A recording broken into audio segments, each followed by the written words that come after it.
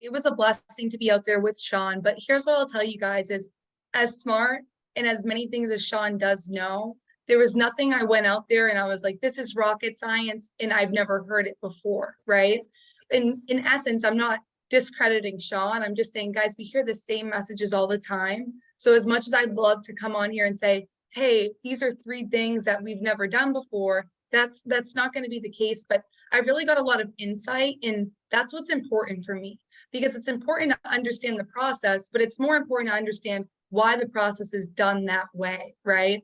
So with that being said, one of my first takeaway when I was thinking about this and reflecting on, the past couple of days was how the industry started, right? Like the industry truly started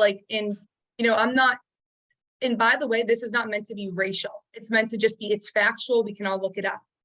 The way the industry started, it was all white men.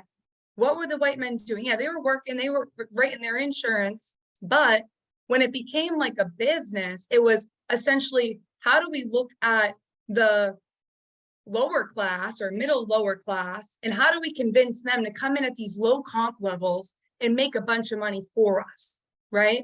And that got me really angry. Now, it wasn't something I've never heard before, but it was something that put a fire under my butt and said, there's people at A, B, C, D, E, F, G companies getting paid at this incredibly low comp, getting sold on a pipe dream that doesn't really make sense. And it made me angry to think like, I'm not out there spreading the message strong enough, right? Like I want to make sure my voice is louder. And I encourage you guys to do that as well. What I always talk about Family First Life, I'm like, I love Family First Life because it's like a big bag of Skittles. We're all from different places and we all make it happen. It doesn't matter if you're white, you're black, you're Asian, you're Hispanic, it doesn't matter, right? No one cares in a good way, right? But it's like the way the industry was set up is it was set up that it does matter. It was set up to target that lower middle class that isn't smart enough to realize what's happening in front of their faces. And what that led me to, just to kind of in terms of takeaway, was it made me realize how much more I do need to be engaging with other people from other companies, and not in an attacking way, right? Like if someone reached out to me now and said, Family First Life sucks, I would be like, okay, like have a great day, right? And like, no matter what, like that's silly, right? But if somebody reaches out to me and tries to have a conversation with me, that's a bit different, right? So just thinking about approach, and also just thinking about if you're on here, whether you're a minority or not, like I'm white on paper, right? Whatever you want to call it. That makes me so mad to think like the lower middle class and minority we're taking it and still are being taken advantage of, right? Almost like without our knowing. And by the way, I was one of them, you know what I mean, coming out of college that got taken advantage of. So my point in saying that is, guys, we really have to hone in and see like, what's the bigger picture here, right? Like, what is this? What are we actually doing here? And what we're doing here is we're making sure that people that come into this industry on abuse, that's the first thing. Lengthy answer, and I apologize. The second thing was, Sean told a story about, I think he was in college playing baseball, I believe, and he was the pitcher. And he said, where's the loneliest place you can be on the baseball field? He's like, being the pitcher and not having a good game. And like, everyone's hitting home runs and whatever that looks like as the pitcher. And the coach doesn't come out to talk to you, and you're waiting for your coach's feedback. You're like, I just want, Coach James to come out. I just want him to come out and help me. Tell me what I'm doing wrong. Tell me what to do. And he talks about how he was in the heat of a moment of a game that was important for his team. And as we all know, Sean's a very big team player, right? So Sean's out there not having the best, game of his, college career, so to say, in terms of pitching. And at the end of the game, he was like, basically looked at his coach, like what, man? Like he was, in college. And his coach said to him, I was willing to let you lose one game. So next time, the lesson you learn is invaluable. And the lesson was, it's all in your head, right? If we can control what's going on up here, then we're in control. When we lose control of what's going on up here, we get out of control. So really what I took from that story is it doesn't matter really, like putting people into the fire, right? Like sometimes as a new agent, this is what I'm getting at. It's like, you might be like, well, they told me to just go, book the appointments and go in the house. That's it, and call me. That's exactly what we told you, because that's how we throw you into the fire so you learn. And the experience that you have when you do that, whether it's telesales or in-home, it's invaluable, right? You're like, I can do this, because it's belief in yourself that matters. It's what is your brain telling you? Your brain in the moment might be like, oh my God, I'm panicking. This is the first one I've ever been in. I really hope that she answers the phone, right? Your brain might be going in a billion different directions. But if you can control this guy to to a good standing, right? Like, you're going to be good here. So my point in saying that is sometimes, big takeaway for me was, with that being said, sometimes you have to take a step back and not be like the helicopter parents, right? That were like hovering over everybody. Like, what did you do today? How many dials did you make? And the right people are going to reach out and say, hey, this is what I'm doing. This is what I did. This is what's going on. And then as coach, being able to stand back and say, hey, I'm not going to critique or tell you what you did doing wrong or you do better. I'm going to let you ride this one out. And then I'm going to help you from there, because that is an invaluable lesson. So it's really just tricking your brain into, I have control until I give control to the other person, right? Whatever party that may be. And then the third takeaway that I had, which you guys are going to be like, really, was it's get registered for convention. And not that I didn't know that before I spoke with Sean, but you make decisions based off of your environment. Now, Sean talks a lot about like, who are the 3 top people you talk to, like, just in general in life, right? If those 3 people are having positive times in their life, negative times in their life, and they're trying to either bring you down with them or push you up with them, it's going to have 2 different impacts on you. So when you get out of that environment, sometimes you don't even know that you had to get out of it, right? It's almost like, it's sad, but it's like the person that was in an abusive relationship and doesn't realize until they're out of the relationship, right? We all can think of that or know somebody, right? So it's like, get registered for a convention, because you're going to make a decision based off your environment. Now, if you're right now saying, I'm not winning at the level I want to be winning at, go to convention, because your environment's going to change. And sometimes you don't even know you needed that change of environment. You had no idea until you're out of it for a little bit. So get registered to convention, get out of your environment, because you're going to be in a healthy environment, really, where you're able to make decisions based off of that environment, right? It's going to help your mindset. So these are all mindset things, right? Like, we typically think to the ability of the people around us, right? And I know for me at times, I'm like, okay, I've had the same ideas. Like, I've been sitting in a room by myself. Like, I better call someone else, because I'm not brewing up any new ones, right? So it's the same concept of really just getting myself there, but also realizing, like, this is a decision that's going to, like, not only help me just getting there and the knowledge, but the environment that I'm going to be around is going to be a healthy and supportive one that's going to propel me into 2023. So those were my 3 biggest takeaways. I hope that those all made sense, Christina. No, those were awesome. Thank you. And just to kind of touch on convention again, like, when you go to an event like that, be intentional, guys. Like, find 5 people that you really resonate with, go up to them and have a question prepared that you want to know the answer to. It's great that you can't beat the training, obviously, at the FFL convention, but what's even better about it is just that you can actually interact with people that are doing this at a really high level. So don't take that for granted. Be very intentional at an event like that, whether it's convention, a business overview meeting, a sales training, whatever it may be. Just be intentional. Go there with an agenda. I can't say that enough. And now, Rami, do I have you here with me? Yep. Okay, awesome. And now, Rami, you also got a chance to sit down with President Sean Mike over the past couple of days. I know that was probably amazing for you. What were 3 of the biggest takeaways that you had from having some one-on-one time with Sean? Yeah, so mine, they're going to be pretty much redundant, but the first thing I took was mindset. So you have to have your mindset right, because the easiest thing, if someone, I'm going to excuse my language, but someone has a fucked up mindset, they're going to suck in this business. They're not going to do well. They're going to continue to complain. A lot of things are going to throw them off, and it's just going to make your job a lot harder to get them back on track. So if you can set the expectation at the very beginning that, hey, it's going to be like a roller coaster. It's going to go up and down, to have that consistent mindset, that's going to be okay. And not just having a consistent mindset, but being able to act like a rubber band. be able to bounce back, be able to say, okay, this is going wrong right now. But I always say in 72 hours, I'm not going to care about it. I'm not going to stress about it. That's how I am with my whole life. Anything I do in life, if I don't care about it 3 days from now, then I'm not going to stress about it today. It doesn't matter to me. It truly doesn't. So in this business, a lot of things, guys, we do, which is not going to matter 3 days from now. Some things, yes, but most of them, they're not. Most of the time, it's a client either calling you back to cancel. It's you not being able to book a full schedule. It's you not growing the way you want to grow. It's maybe you not being where you want to be personal production wise. But all those things can be course corrected and can be easily modified, and you can easily adapt your lifestyle to course correct and to get better and to easily increase your production, increase your team volume, grow where you need to grow. So that was the first thing I took away from the meeting was mindset is everything. And that's the point that he always hits on hard. And I truly get that now more than ever. I'm going to interrupt you real quick right there, Rami. So if you know Marisa and Rami, you know that they both produce at a very high level. This is Rami's first year in the industry and he hit Hall of Fame. So he protected more than 400 families in the first 10 months of the year, first full year in the industry. Marisa is also a Hall of Fame producer.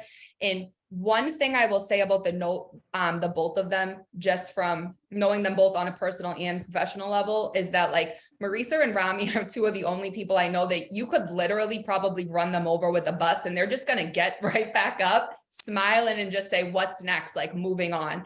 And I think a lot of that came from Sean and Paul.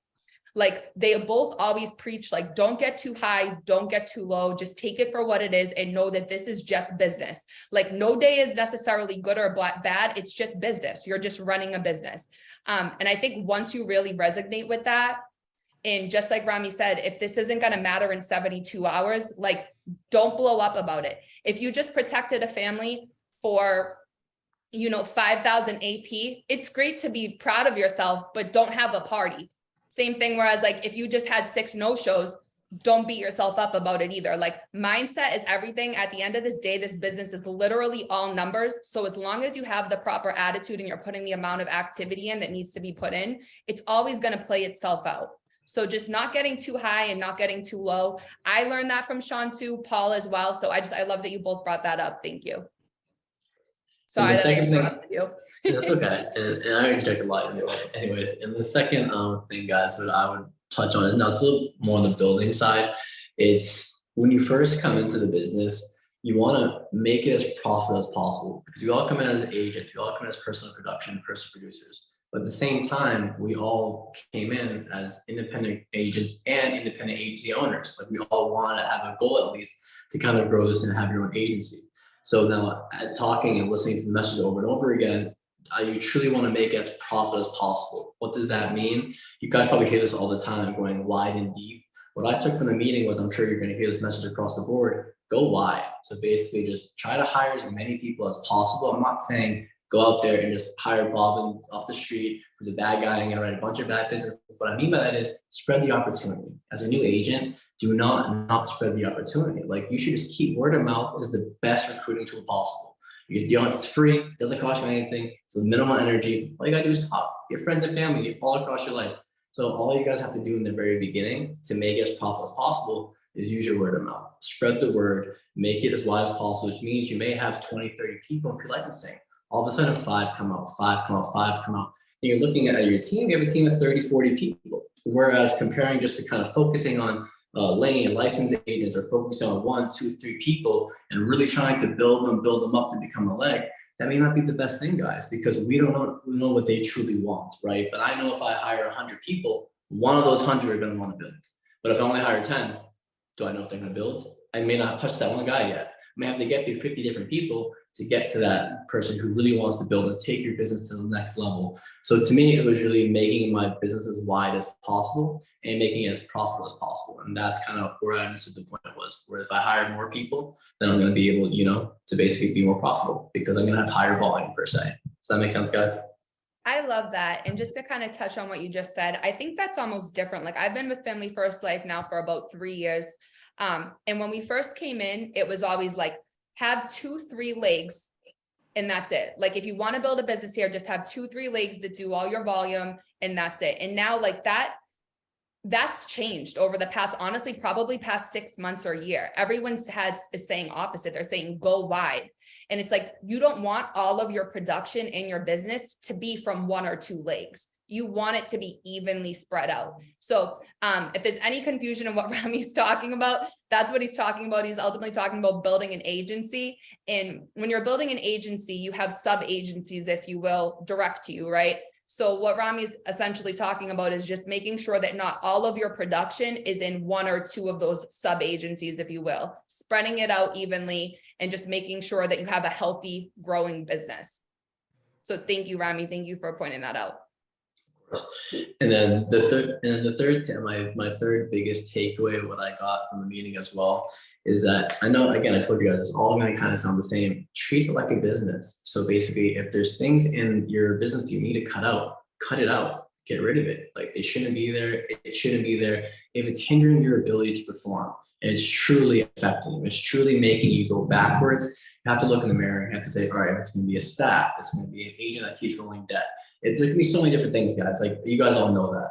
My main point is, if it's hurting you, you have to face the mirror, look and say, all right, guys, these are my action steps, what I'm going to take to either help make that person help correct the issue at hand, or find a solution that means, hey, I have to kind of get rid of this person. Because fun fact, which I did not know this, is that basically, I guess, once you sign your deal, once you signed it and it's in writing, you become a partner with integrity. If your staff isn't productive and they don't produce at the level they want it, they have the ability to fire your staff, guys. They can just cut it clean. So imagine that, you're building a business and then it's going well. 80% of the business is good, but then there's 20% that is just, staff you're paying that aren't producing results. They're not helping you. You're putting in leads into agencies and kind of help them to grow, really trying to help them become their own agency so they can grow. But at the same time, it's costing you money. It's eating at your bottom line. They don't like that. They're going to cut it. And to me, that really opened my eyes. And I really thought, I was like, wait, I get it, we're independent agency owners, but it's a business at the same time. So you have to come in and treat it like a business, which means being structured, being organized, getting staff from day one. If you can't afford staff, be your own staff. Every single person in that meeting, all of them, when Sean was talking to them, he would point out little tiny things that they've done 2-3 years ago that he said, or he'll point to somebody and say, hey, I've told you this 17 different times, and you don't listen. You don't do anything. Like, hey, you're going to build to the sky, but you're not going to produce anything. You're basically you're going to produce, but you're not going to build. I've told you what to do 7 times, you don't listen. Hearing that actually opened my eyes, okay, he's not just saying that for no reason. Like, he's telling them what to do for a reason. So take it serious. Take this serious, guys. Don't take this as a part-time, full-time, even if you're in it part-time, because what you can do here on a part-time basis can equate to 3, 4, 5 full-time jobs. And that's really serious, guys. You have to really take into consideration what we have here. So my biggest takeaway is treat it like a business in all seriousness. We're self-employed, 1099, I get that, which means we can be laxed. We can do what we want to do. We don't have to always follow the rules. We don't have to always listen to what people are telling us. But at the same exact time, if you want to get to where you want to get to, and you want everything that comes with it, the success, everything, you need to follow the instructions. You need to treat it like a business and treat it serious. I highly doubt we go to any Fortune 500 company in the whole world. We talk to the CEO and president. We ask them, hey, when you guys first started, did you guys not listen to the managers and the other people talking to you? Do you not listen to the advice that's being driven across the country, driven across the company? They're going to say no. They're going to say, of course. No, we listen. That's why we're here where we are. So just my biggest take was take it serious, guys, and truly, truly treat it like it's your business. Thank you. And I think since you came in day one, Rami, you always treated it like a business, like you weren't confused. And it's not every agent's goal to actually build an agency with Family First Life. And that's totally fine too, because one of the best things about Family First Life is that you can personally produce at a high level and still have an amazing opportunity, or you can build a business that you actually own and control yourself here and have an amazing opportunity in that sense too. But since the day you came in, Rami, you were not confused that you wanted to build a business. You were always looking for feedback. Anything Marisa, Paul, Sean, myself ever told you to do, you didn't ask any questions, you just went and did it. And that's why your team essentially is growing at the rate it's growing at. And you're seeing the results you're seeing. So I'm super excited for you and your team. You guys are all crushing it. Thank you for pointing that out. And with that being said, one of my favorite things about being around Sean is that he always teaches me things to implement to get where I want to be. Just like Rami was referencing, Sean is a great person that if you point out a problem that you're having, he'll tell you, this is how you get there, like A, B to get to C, right? So with that being said, Marisa, what were, 2-3 things that you're going to start implementing in your business after, meeting with Sean? For sure. So super excited actually for a lot of different things. And one thing I just want to throw out there, if you guys are ever, like taking notes and things of that sort, I've always used the acronym ACT. So A is like act, C is change. So change what you were doing to this, and T is teach, right? So you're going to teach it to other people. So A, take action, C, change, T, teach to other people. And I really do feel like every time I talk to Sean, I'm able to look down everything I say, everything he's said that I wrote down and say, ACT, whatever that may look like. So, yeah, definitely a blessing. But one thing he really pointed out was the first few years in Family First Life, they used to have this leaderboard, and it would be a leaderboard where it had a green arrow up or a red arrow down, meaning did you go up or did you go down? And now this was a running leaderboard. So like, it's not like, the month of November, right? It's like a running leaderboard. And what it did was if you helped 2.5 families that week, you were staying on it. So let's just say, it starts on January 1st for the sake of this, right? So January 1st is week 1 for the sake of this, conversation. And essentially it showed how many weeks were you consistent. Now, a lot of you guys may have heard Paul McLean talk about this before, and it hadn't been brought up. And Sean said, it's one of the biggest things. I don't know why we stopped doing it as like a company, like through corporate. And who wants to see their name and see like the red arrow? No one. Like, let's all be honest. Like, I don't, you know what I mean? Like, but we're all like, I've been there before. But the consistency leaderboard is saying, I helped 2.5 or more families this week. But not just this week, it's how many weeks in a row you did it. Now, Paul McLean, literally, I think he did it, I believe 3 or 4 years straight, which is immaculate and crazy. But it's like the way Paul was looking at it is like, it's 2.5 families. Like, what are we talking about here? This is my full-time gig. Like, why are we celebrating it? But I think it's really important to see not only who had a good week, but who's consistent. Because what I do know from hitting Hall of Fame and kind of going through that process, to be honest, is like, you have to be consistent or you're going to lose here, flat like that. Like, I'm not saying you can't have a bad day. I'm not saying that you had a bad Monday and now you should just quit. That is not what I'm saying. But I'm saying consistency wins here. Consistency in the home, consistency in your presentation to see where you can get better, right? It's going to win here. So that consistency leaderboard, you guys are going to start seeing that pop up. And it's going to be really exciting to see like, okay, Heather Coletti, helped, has been consistent for 12 weeks, right? Like Rami Hamady has been consistent for 8 weeks. And then it makes you not want to fall off, right? Like, I know for me, I'm behind that leaderboard and I'm like, okay, I'm making sure I'm not falling off that thing, right? So I think that's going to be a really great tool to implement. And also to be able to look at the team and say, okay, not only who had a good month, because we can all have a good month, we can all have one, but who's consistently writing each and every week and being able to reach out to those people and be like, hey, what are you doing? Right? Like, hey, like, what does that look like? Now, guys, if this goes out and it's like, oh, they've been consistent for 4 weeks, love you all and love myself, but no disrespect, I'm not going to be giving out pats on the back and good job for being consistent for a month. Like, love you guys, but you know what I mean? What I'm saying is over time, this will grow and it will snowball and we'll be able to see like, okay, I've been consistent. And then, hey, if you fall off the horse, you're able to get back on it, right? And you're like, okay, I'm going to get consistent again. So that was huge for me because it also opens up my eyes and everyone's eyes to what's actually going on, what's behind the numbers, what's behind Slack, right? So I loved that. And then the other biggest, thing I would say I'm going to be implementing, which we already have to an extent.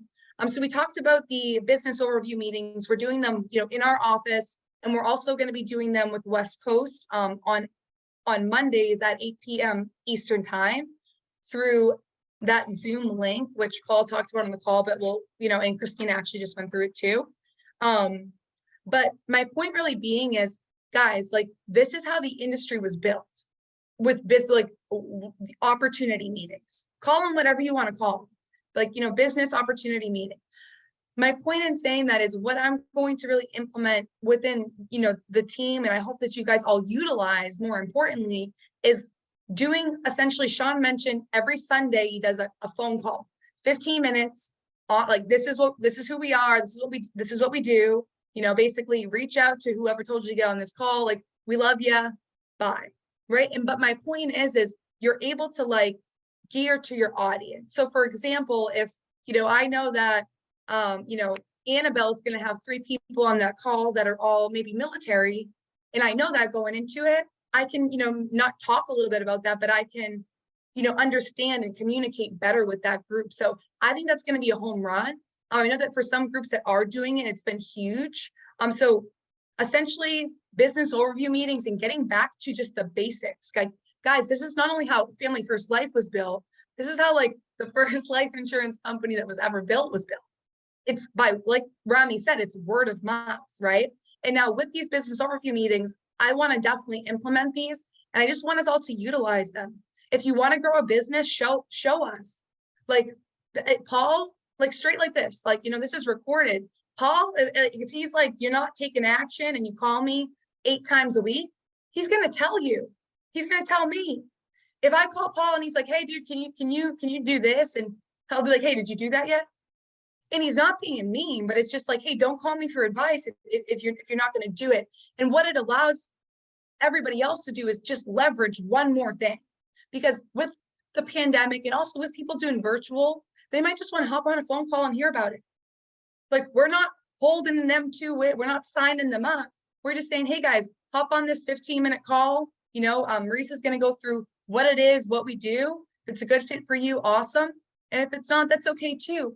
But it's just about exposure, right? And with that being said, Sean talked about reaching out to 100 people a month, like intentionally reaching out to them, and then trying to get them onto those calls, get them onto those Zooms, get them to the meeting. Guys, if for anyone on here who hasn't been to a meeting, here's what I know, because I get the numbers. I know that anybody on here that was in the top 5 last month has been to at least 3 meetings, minimally has been to at least 3 meetings. What I do know also is the bottom 20 percentile of this team has never been to a meeting. So it's like, even us as team, plug in, guys. There's never, like, it's, I plug into BOMs all the time, just virtual, so I can hear them. It's not like I'm like, oh, I wonder what Family First Life is. It's like, hey, let me see how they explain it, because I might just resonate with the way they explain it, and that might just hit the right person. So point being is doing business overview meetings and just remembering that this is how insurance companies were built.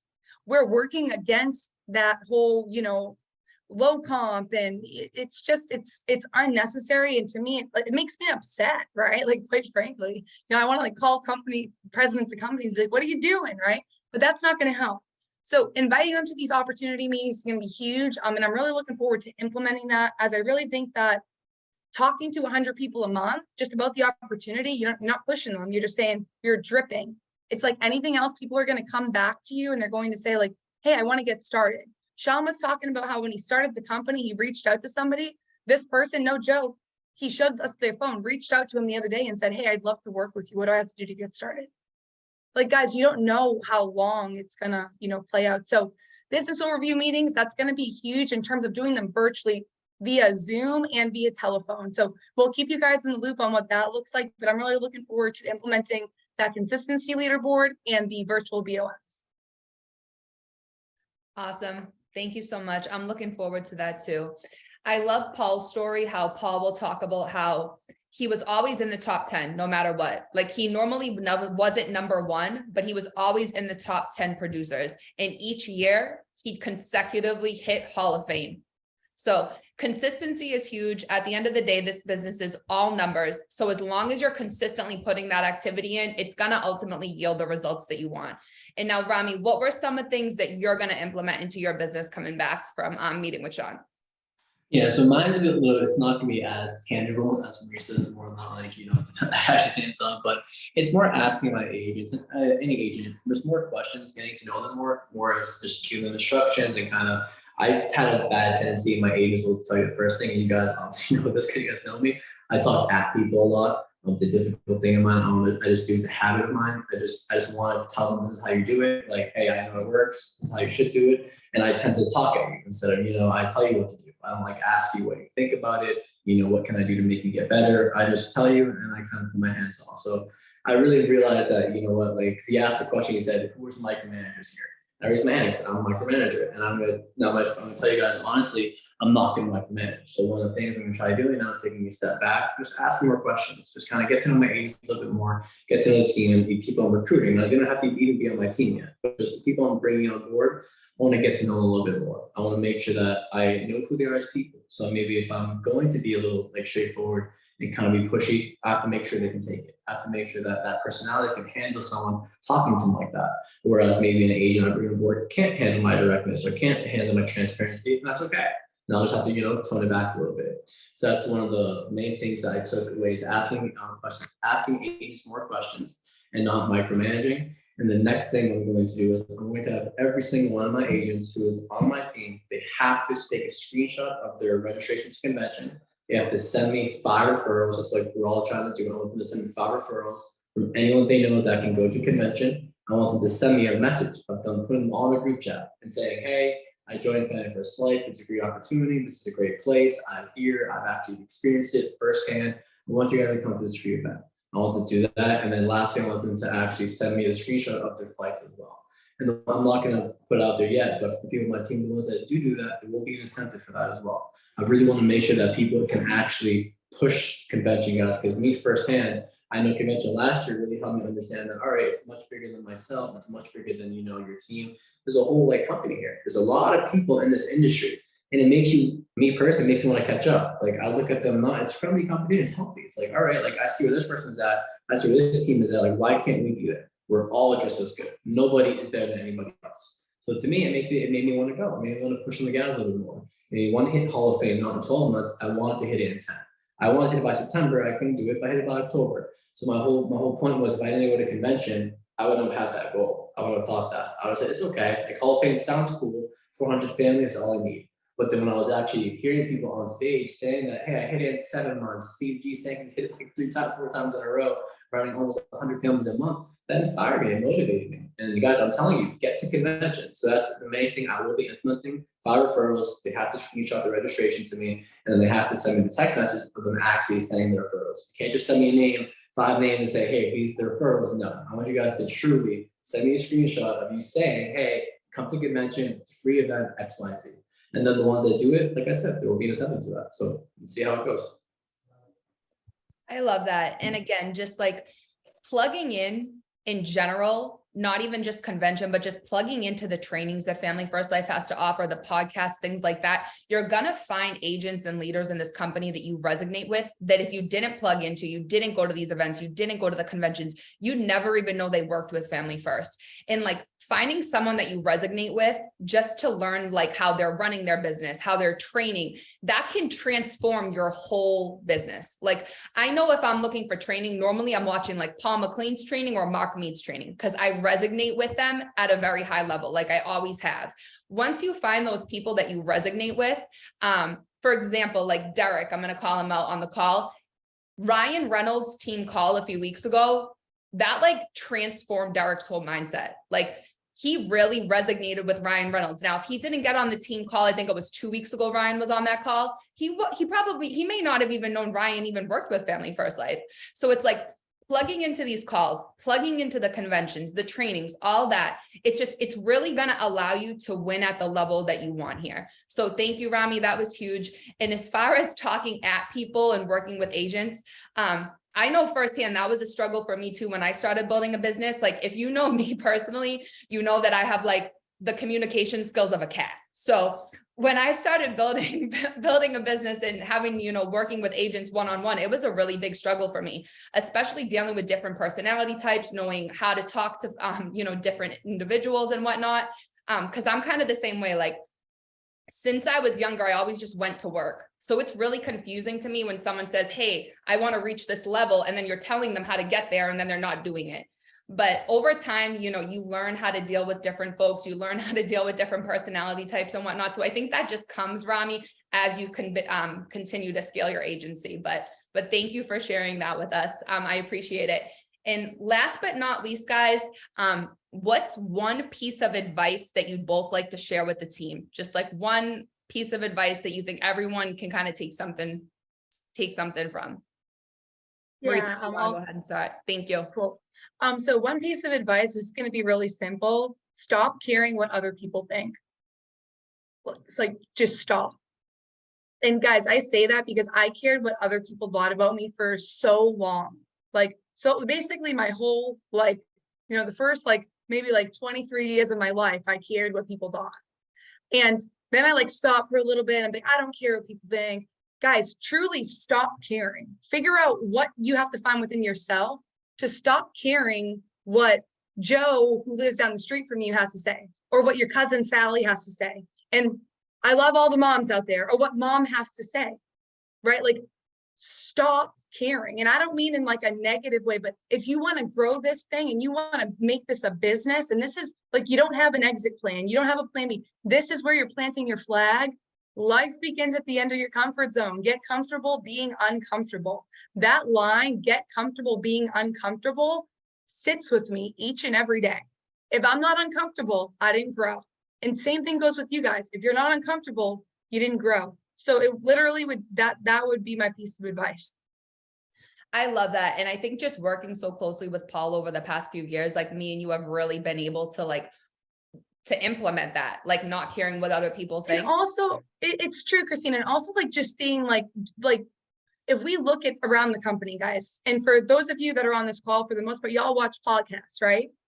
On those podcasts, does anybody who's actually being authentic care what other people think about them? No, Right. They don't. Does any Hall of Fame producer that I know anyways care about what other people think of them? To the best of my knowledge and belief, no. And when I say that, I don't mean like go act the fool. I mean like go out there and be yourself. Like, you want to post about the business, post about the business. Your dad's like, you post on it, you post on your Instagram story 15 times a day about your work.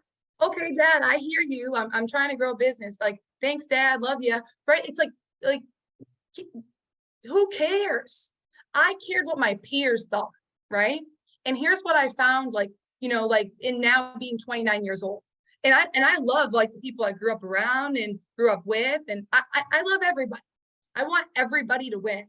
But what I realized is the people who weren't rooting for me, or the people who were so fast to put me down or judge me, or whatever word you want to implement, those are usually the people that right now, years later, they're not doing nothing with themselves. And I don't say that in an arrogant way. Like, I want to be doing a lot better than I am. I want to level up every day. But realizing like, well, what do they do? Like, because if they're not selling insurance at a high level or building a business in the insurance industry at a high level, I don't care what they think, because this is my business. This is my baby, right? So if this is your baby and this is what you truly want, and in your core, this is what you want, you have to let that go. And I think being able, back to your point, Christina, as I interjected, being able to be around Paul and Sean, and even just being the blessing of when I got into the company, being able to go to corporate in Connecticut and just see like, no one cares what people think about them. Like, they're going on there, they're being their authentic selves, and they're moving on. Because we can also think ourselves into this whole, like, I have to be this and I have to be that. And you don't have to be all things to everybody, right? Nobody is. So just remembering, like, you are who you are, whatever you want to do or not do, do it. But if you're on this call and you're like, I'm all in, I'm doing this, this is my thing, you got to give that up, or it's not going to work. And you're also going to find yourself later in the business caring about people's opinions that may be extremely irrelevant in regards to the actual business acclimated side of it. So that would just be my piece of advice. Stop caring what other people think about you. Care what you think about you. Focus on how you can think better about yourself, if anything, not what other people think. I love that. Thank you so much. And I think that's like, you can use that on both sides, right? Like on the recruiting side and the client side. Like sometimes we get really uncomfortable, whether we're doing telesales, in-home, on a Zoom call, but like, what's the worst the client's gonna do is say no. At least at the end of the day, you know, you tried your hardest for their family. Like we can't make everyone say yes, but at least we know we did what we should have done to help their family, right? And on the recruiting side, it's like, if you want to build a business here and you're not posting on social media, that's very confusing. And I think more often than not, it just comes back to what Maurice is talking about, is like, you just care too much about what others think of you, especially if you're winning at Family First Life. That's even more confusing. So you know it works, but you're not sharing the opportunity with people that this could literally transform their life and their family's lives. So guys, I love that, Marisa. And I honestly, I don't think anybody on this planet cares less what others think about them than Sean Mike. So if you need if you need some, what's the word I'm looking for here? Some influence. Right. If you need some influence, just like go on Sean Mike's Instagram for like 5 minutes and you're going to feel rejuvenated. You're not going to care what anybody thinks about you ever again. But Rami, what was— And real quick, before you pivot over, I wanted to actually, because you hit on the client side too, and that's a really big deal. The client side, it is huge because it can be intimidating or feel uncomfortable, whether you're doing telesales, you're in home, I don't care. You're talking to somebody that you don't necessarily know, right? And being able to just not care and know like, hey, I'm actually here to help. If you are, let's just say I walk into the hospital right now and, I'm bleeding out of the side of my stomach, right? Like, I don't think that they really care if they're eating a sandwich. I don't think like I'm really going to be, well, you were eating a sandwich before you came over and saved my life, right? We have to take it that seriously. Like Heather Coletti, I love how you put in the chat the other day. And by the way, guys, like, is this going to happen often? No, but it shows that Heather's persistent, and consistent. And she said, I'm gonna talk to people until they tell me F off, essentially. And they did. And was Heather's feelings? Was she like, oh my God, I had the worst day ever. Like, I think I should quit the business. No, she was like, wow, I did the best I could. I did. It was actually so monumental when it happened. It was actually exciting. I don't want it to happen all the time, but it was monumental. Like, yes. Right. And did you care? Were you like impacted, Heather? No, it was really a monumental time of my business where I was like, I finally got what I was waiting for, because that there are steps to this. And that means that I've got to a step that I hadn't been at before. Amen. Exactly. I love that. Thank you, Heather. So I just wanted to also just piggyback on that. So thanks, Chris. No, thank you. And Rami, one last piece of advice, one thing you want to share with the team.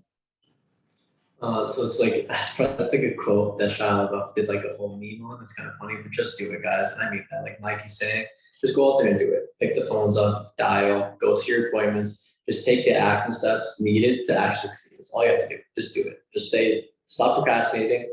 Just go out there and do it. And second, last thing I want to say is Sean said something yesterday, or in the couple years, which is very true. He said, at one point, guys, everyone on this call, you have to walk in the room as if you own the room at some point in time. If you want to get to where you want to get to, it does not matter where you are, because, hey, you don't own the room.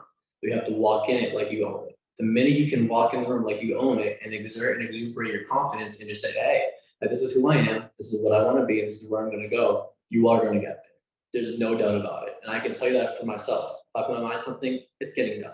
Doesn't matter. As many of you on the call can do the same thing. So just go out there and do it, guys. Write it down. Go take a book out. Go take a notebook. Write something on it tonight.